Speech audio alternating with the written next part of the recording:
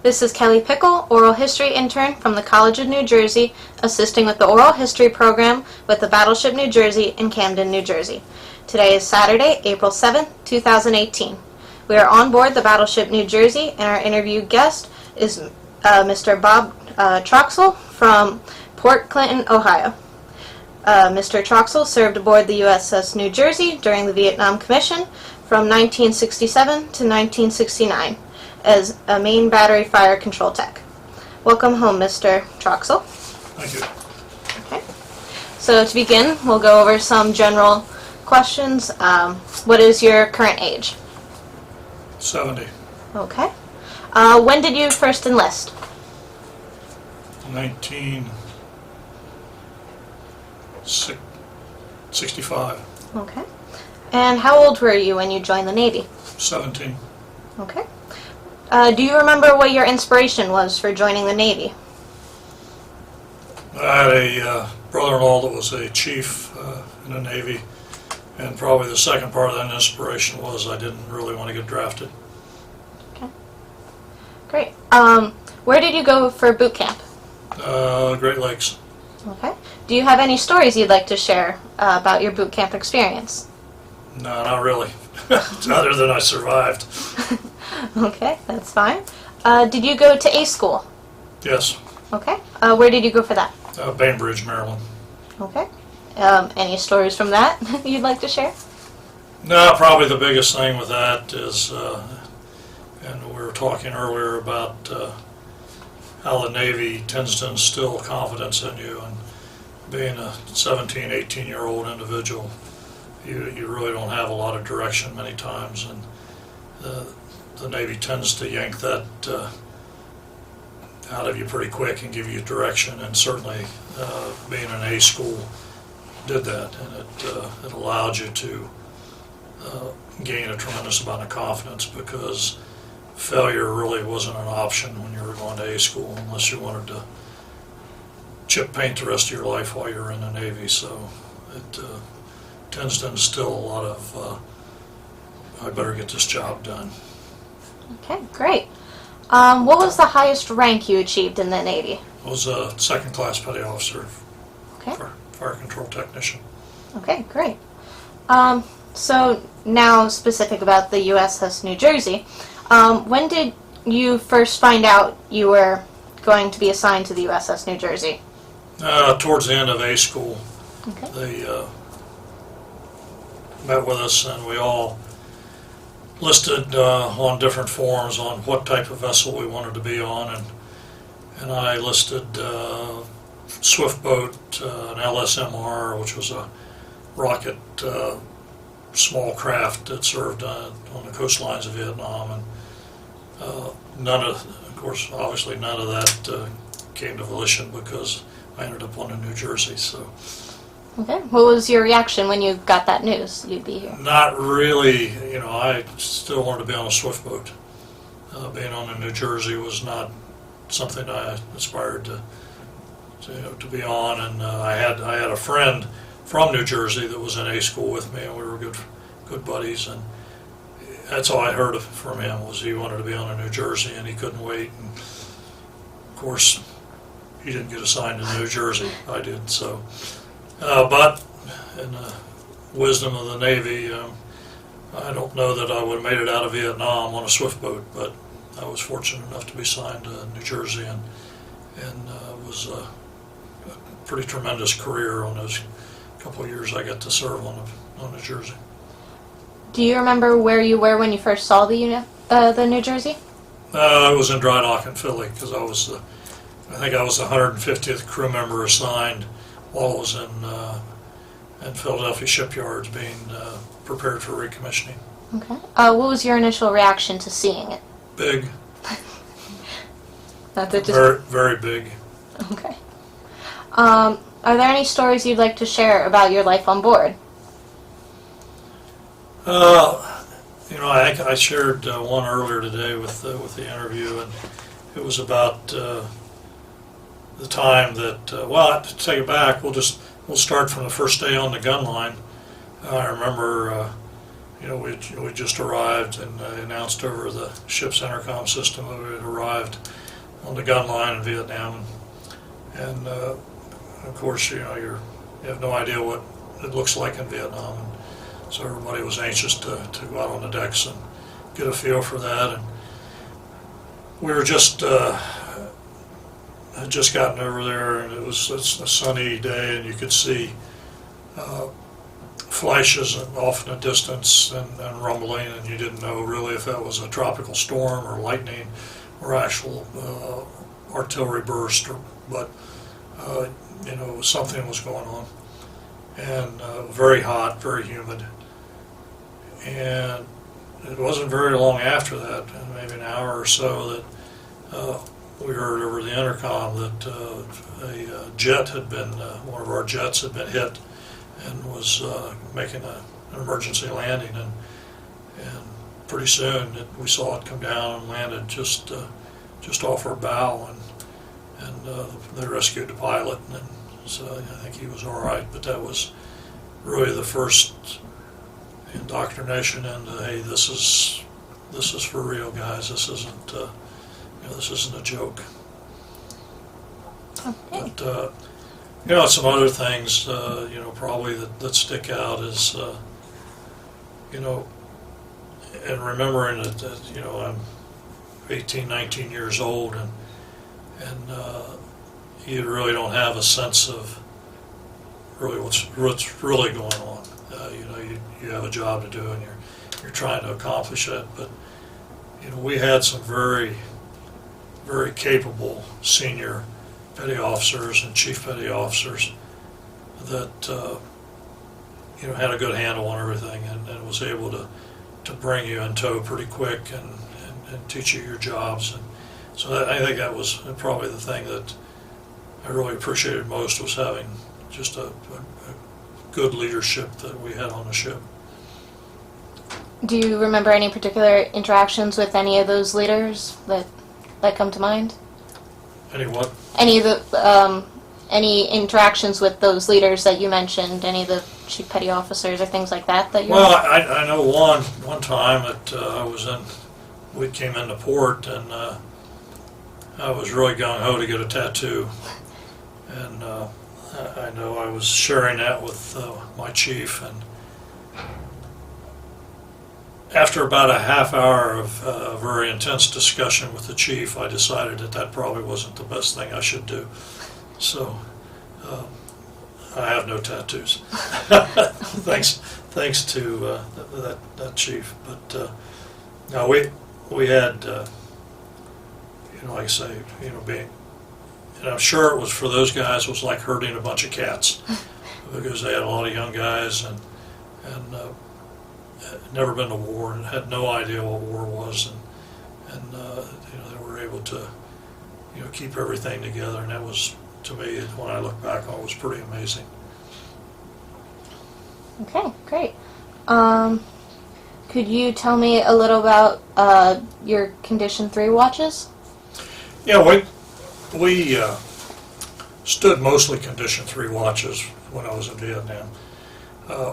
Rarely do we go to general quarters, and general quarters basically is all three gun turrets were mounted or were manned, and both the aft and forward plotting rooms were manned, and we could fire all 9 guns.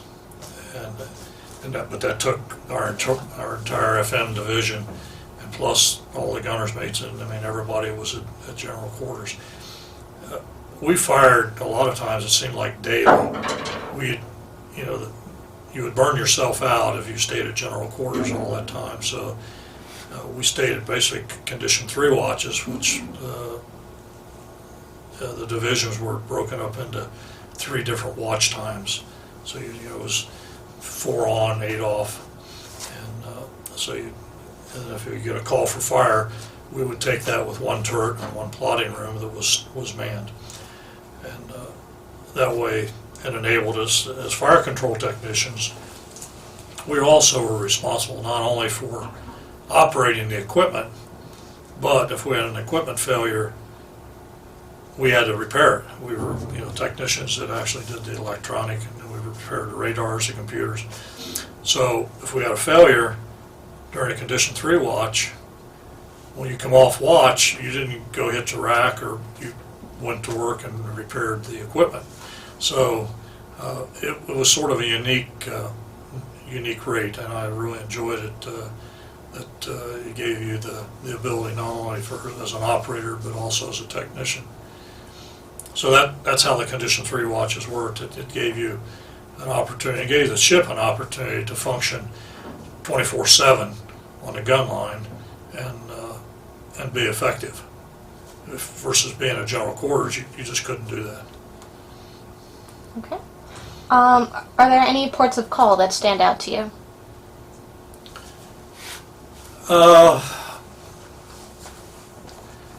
I know we talked about some today about when we were called for fire support on an island. It was an island called Tagger Island, if I remember correctly. And it was in North Vietnam. When we first got there, we operated a lot in North Vietnam. And that didn't change till sometime later on when it moved to south of the DMZ. But we in essence destroyed that island. It was no longer in existence once we completed it, the mission. So that was one thing that stood out. Another thing, and I remember, is when we first went over, we basically had two types of projectiles for the 16-inch. We had the high explosive and the armor piercing. Rarely did we use armor piercing. We just, just didn't need it. So we consequently used mostly high explosive charges. Sometime after we got on scene in Vietnam, the Navy came out with a new type projectile, and we called them Gridleys. And I know the Navy had a very technical term for it, but for us they were Gridleys. And it was a projectile that we could set on our computer an air burst. And if we wanted it to burst 1,000 feet above the target, then we could set it to burst 1,000 feet or 500, whatever the case might be. And those projectiles they're basically anti-personnel projectiles, and they would burst, let's say at 500 feet. And when they did, they had little, we called them Gridleys, but they were little hand grenades in them that had wings on them. And once it bursted, the wings would open, and it would spiral down, hit the ground, and bounce up about 6 feet and go off, about right at your face. Very, very effective anti-personnel devices, and we utilized a lot of those in some of the offensives that were going on. Trying to think some other things. I remember, I know the first time we went into Cameron Bay, there was a concern that we had a lot of junks would come around us, and you had no idea if they were friendly, unfriendly, and so the ships decided to man the rails with 50 caliber machine guns, so that we'd have some type of close armament in case one of the junks attacked us. So that was again, we're in Cameron Bay, and you see guys surfing and messing around on paddle boards and things like that.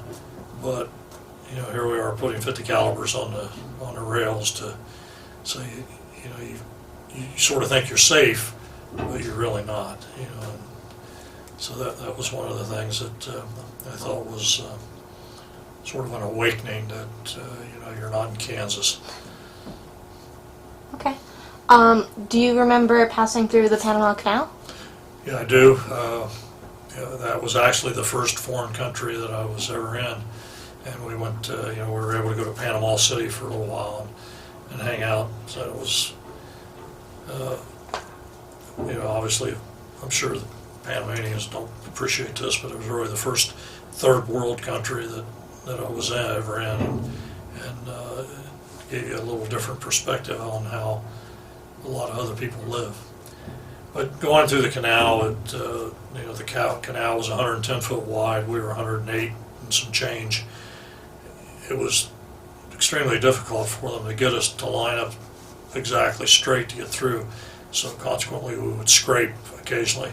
And I remember seeing a lot of the deckhands with fire hoses hosing the sides of the ship down to prevent the sparks and trying to prevent too much damage as we went through. Okay, great. How about crossing the equator? Do you remember doing that? Oh God, yes. Yeah, that was, I don't know how many days it ended up being. It seemed like it was forever. But I think it was about 3 days of ceremony. And it started with them saving all the garbage for I don't know how long. And we're talking in a subtropic environment, 90 plus degrees, high humidity, and all this garbage rotting on a deck. And then I remember the beauty contest. Each division had to select one of the members of the division to become the beauty queen for that division. And, so I remember that. And actually, quite honestly, they had some fairly attractive contestants in that beauty contest. I think our contestant was our division officer. He was a young man out of Annapolis, very handsome man, but he made a better looking female. So, but I think we did very well in the judging. But boy, I'll tell you, having your butt beat with sections of 1.5-inch fire hose, crawling through and getting hosed down with salt water, and then having to kiss King Neptune on the belly, a big old fat chief with a hairy belly with axle grease on it. And then you got squirted in the mouth with a syringe of, I have no idea what it was. But yeah, I do remember going through the equator. Okay, the great. ceremony. So this may be a bit more of a sensitive topic, so if you don't want to answer that, that's completely fine. But do you remember any of the political circumstances that were surrounding the recommissioning of the USS New Jersey? And not so much the recommissioning. I think what we saw was the political aspects of the politicians, and a lot of our opinions simply didn't want to win the war. Mm-hmm. They pulled us off, pulled us out of North Vietnam. They pulled us down below the DMZ, and it just seems like each month we became more and more restrictive on the things that we could do. And I don't think there was very many people on the ship that had a very good feeling in reference to that. You were actually there to win the war. You're just, at the end we just ended up leaving, and so it was sort of sad. Okay. On a bit of a happier note, were you able to witness the USO show on Christmas Day hosted by Bob Hope? Yes. What was that like? That was good. That was, I think, and if my memory serves me correct, we were on the gun line, and I don't know which time, but for 53 days, 53 days, before coming off and going to Subic and rearming and resupplying. So having them come over made those long stretches a lot more bearable. And Bob Hope has always done a phenomenal job with the USO shows. I know I can remember watching him before I was in the Navy, and just he always had. He was a funny guy, and of course he would always bring a lot of extremely attractive women, and that always helped the morale. But yeah, it was a good show, and I had forgotten, but he brought Rosie Greer with him, and I don't know if you remember. I'm sure you don't, but Rosie was a big strapping football player. And we had a gunner's mate on ship, big guy, and just really a nice guy. And so I remember him and Rosie Greer posing next to each other, and they were both huge guys. And one thing about the gunner's mate is the gunner's mate GM division and FM division, when we got on shore, those two divisions always had to pick petty officers to stand shore patrol duty, which meant you had to go ashore and act like a cop. Well, nobody wanted to do it, but you had to. So when we'd get picked, whoever got assigned always hoped that they would get assigned with the big gunner's mate, because nobody ever messed with him. So, but that was one of the neat things. But yeah, Bob Hope and Ann Margaret did a great job. I think we had Miss World on at the time too, and yeah, it was good entertainment. Great. So do you remember or have any experience with the firing of like the 5-inch guns or the 16-inch guns? Yeah, actually my job was, I was a stable vertical operator in main battery fire control. We had three, and part of my job was actually to fire the gun. Mm-hmm. And we had, it was basically three trigger assemblies on the stable vertical. The one on the left was a salvo alarm, which alerted everybody on deck that the turret was ready to fire and about ready to fire. So it alerted them to get off the decks. And then the right-hand firing trigger, it was to actually fire the gun. So all the fire control missions, culminated with obviously pulling the trigger. So that was one of the neat things. And I can remember, I don't know how many times while we were in Vietnam that we would have Vietnamese generals and colonels, high-ranking Vietnamese officers. They'd come on ship on a tour, and the first thing they wanted to do was come down and fire the gun. So I don't know how many times that, I'd be on the left-hand side and we'd have a Vietnamese general on the right-hand side. You'd be trying to teach him, this is what you got to do. When that light comes on, this is what you do. And we'd have congressmen, senators, and everybody wanted to come down to fire the big guns. And that was sort of neat to see those individuals being sort of in awe about doing that. But yeah, that was an interesting event. What was it like when they fired? Like the noise, or Well, we were so far below decks. Actually, where I bunked was right next to turret 3, mm-hmm. and I could sleep through firing. So yeah, it was loud, but you get to the point where you're so tired that you could sleep through it. If you're on deck, you could be, if you're firing the aft turret, you could be forward. Mm-hmm. If you're firing the forward turret, you could be on the aft, and it wouldn't hurt you. But if you were aft and fired the aft turret, it could actually kill you by the concussion from the blast. It would actually implode your lungs. Oh wow. One of the things I always thought was neat is you could actually see the projectile mm-hmm. leaving the barrel.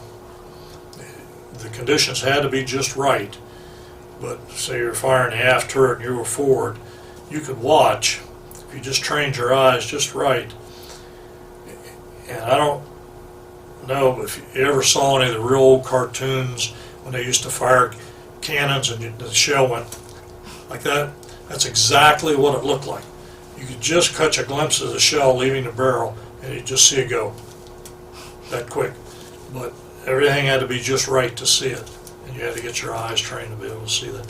So noise-wise, they were very loud, but like I say, below decks, not so much.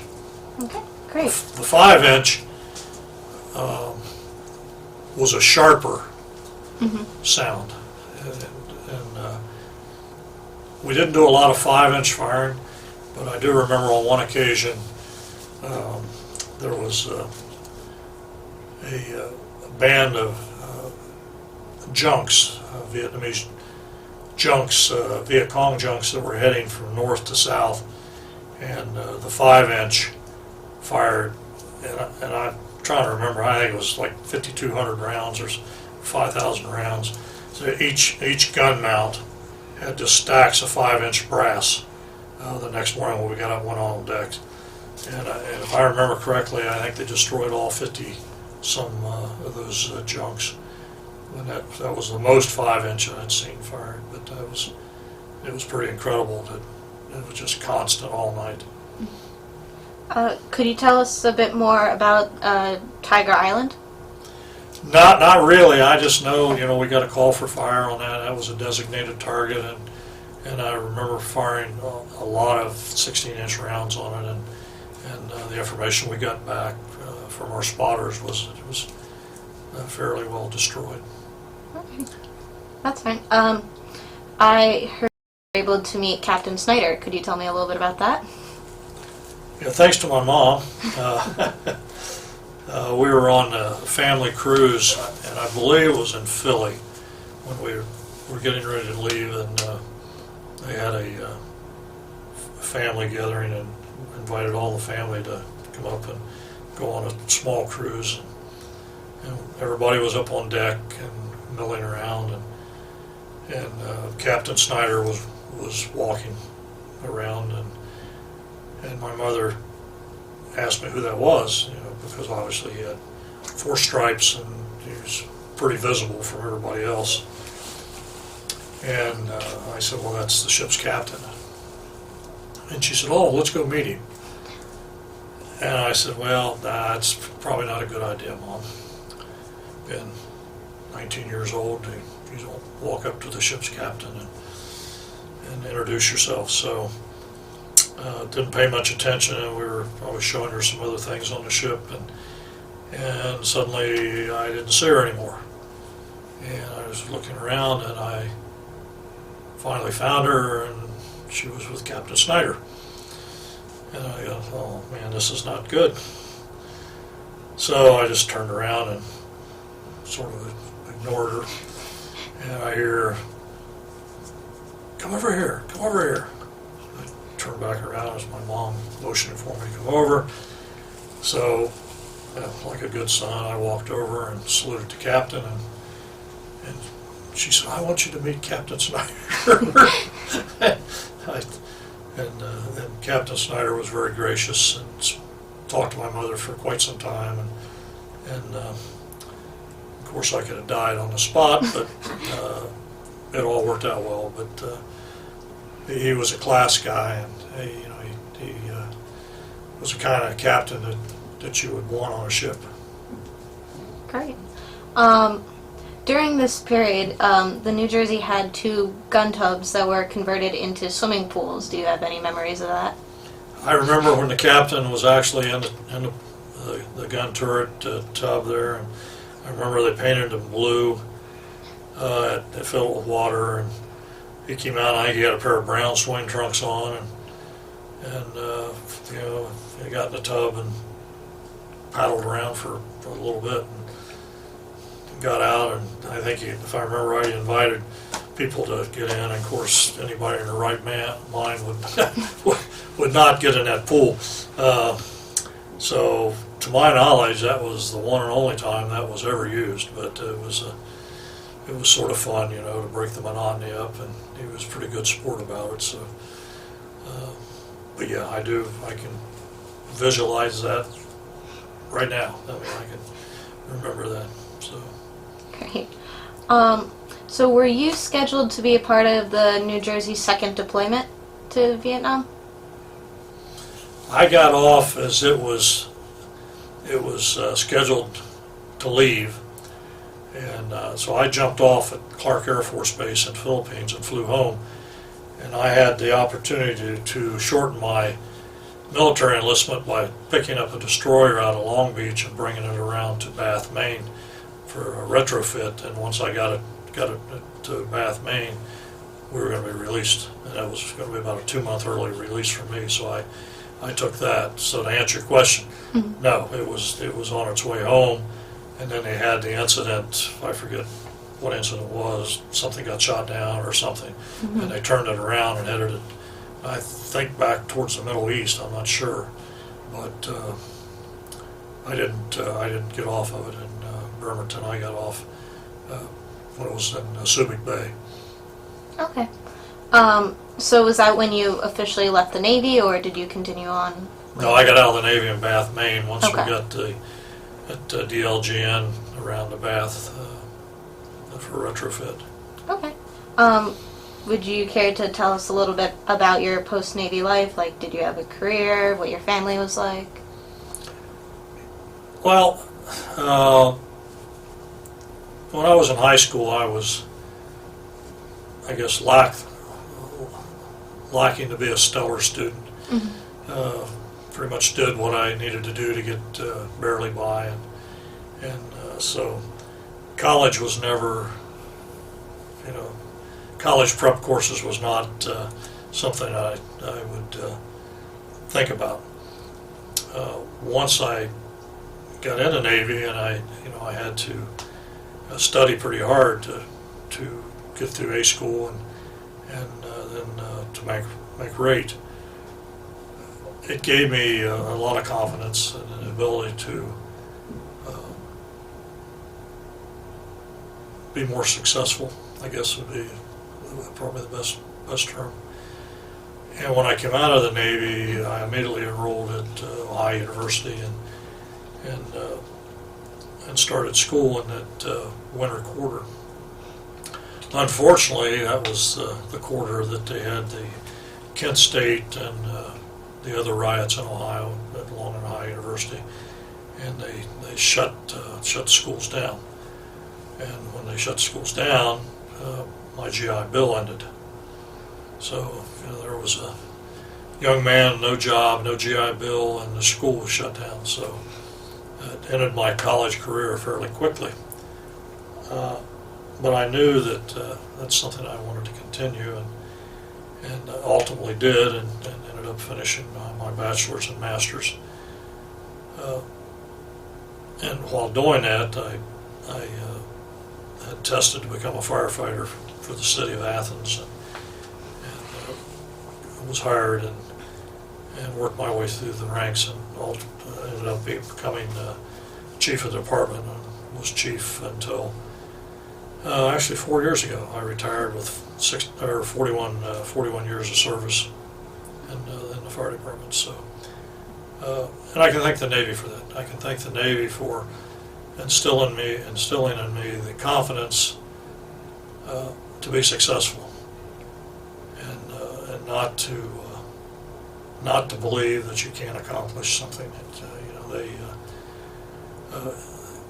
they used a little different technique than some people might use, but I can tell you it's very effective, and it's very effective in pointing you in the proper direction. So the Navy was very good to me. That's great. Let's see. Did you keep in contact with anyone you knew from your time on the battleship? No, I didn't. Okay. But it's interesting that, and I didn't know it at the time I was assigned, but Athens is a small college town. Ohio University has 20-some thousand students and another 25,000 or so population. And